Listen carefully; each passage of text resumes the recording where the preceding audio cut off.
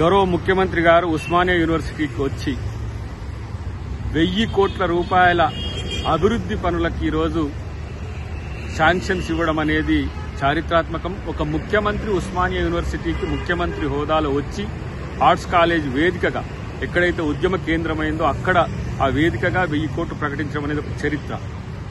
అది చూసి తట్టుకోలేక జీర్ణించుకోలేక కొంతమంది కొన్ని పార్టీల వ్యక్తులు ఈరోజు చేస్తున్న ఏదైతే ప్రచారము లేదంటే గందరగోళం చూస్తుంటే నవ్వొస్తుంది. కనీసం ఉస్మానియా యూనివర్సిటీ 100 సంవత్సరాల రోజుల్లో ఈ ఉస్మానియా యూనివర్సిటీ లోపలికి కూడా రాలేకుండా ఆడిటోరియంకి వచ్చిపోయిన ముఖ్యమంత్రి గత ముఖ్యమంత్రి అయితే ఉస్మానియా నడగడ్డ మీద ఇలా నల్లమల్ల పులి బిడ్డ వచ్చి పేదలకు ఎస్సీ ఎస్టీ బీసీలకు మేలు జరిగే యూనివర్సిటీని 10 కాలాల పాటు ప్రపంచవ్యాప్తంగా ఉండే యూనివర్సిటీలతో పోటీపడే విధంగా తయారు చేయడానికి చేసిన ఈ ప్రణాళికని ఇలా జీర్ణించుకోలేని శక్తులు మాత్రమే దీన్ని విమర్శిస్తాయి. డెఫినెట్ గా భవిష్యత్తులో విద్యార్థుల యొక్క విద్యనే కాదు ఉద్యోగ ఉపాధి అవకాశాల మీద కూడా పెద్ద ఎత్తున ఈరోజు ముఖ్యమంత్రి గారు సభా వేదికగా చెప్పడం జరిగింది. కాబట్టి ఈ జీర్ణించుకోలేని తట్టుకోలేని శక్తుల పట్ల విద్యార్థులు ప్రజలు అప్రమత్తంగా ఉండాల్సిన అవసరం ఉంది.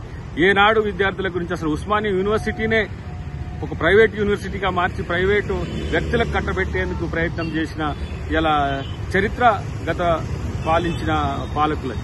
కాబట్టి ఇలా ఉస్మానియా యూనివర్సిటీని కాపాడుకోవడం ప్రభుత్వానికి ఎంత బాధ్యతో విద్యార్థులు కూడా అంతే బాధ్యత. దానికి సంబంధించి ఈరోజు ప్రభుత్వం తీసుకున్న నిర్ణయం చాలా పెద్ద ఎత్తున మనం ఆహ్వానించాల్సిన అవసరం ఉంది, స్వాగతించాల్సిన అవసరం ఉందని చెప్పి తెలియజేస్తూ ప్రత్యేకించి ఈ కడుపుల నొప్పి కేసులు ఏవైతే ఉన్నాయో ఏ మంచి పని చేసినా కూడా జీర్ణించుకోలేని శక్తులు ఏవైతే ఉన్నాయో వాటి పట్ల అప్రమత్తంగా ఉండండి. విద్యార్థులు మంచిగా చదువుకోండి.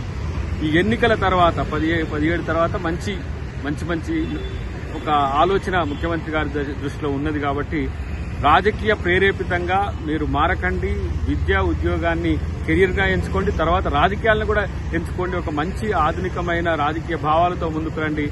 ముఖ్యమంత్రి గారి నిర్ణయాన్ని స్వాగతించాలని చెప్పి నేను తెలియజేస్తాను.